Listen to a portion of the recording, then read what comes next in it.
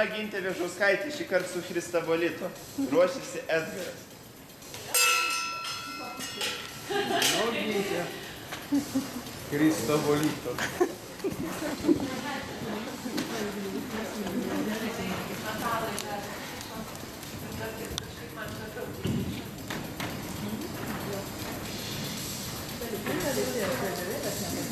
Teisėjau, prašom atlikti toliau savo pareigas, kas liečia vėliavėlį.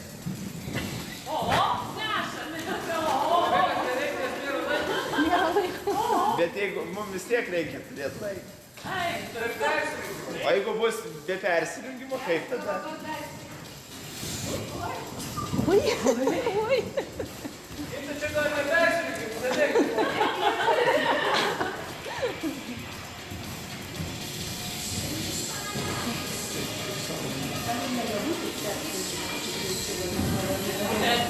Jeigu nemesti rankas, tai bus.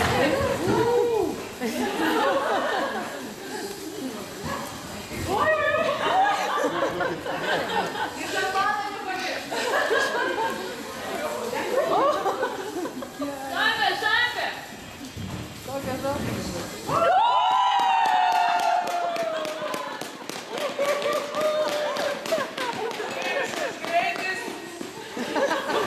Be baudos taškų baigė maršrutą Gintė. Kodėl?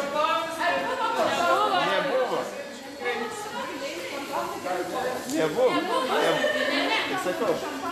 Į startą kviečiam Edgarą Joniškis su nuosavu žirgu. Su nuosavu žirgu planumu.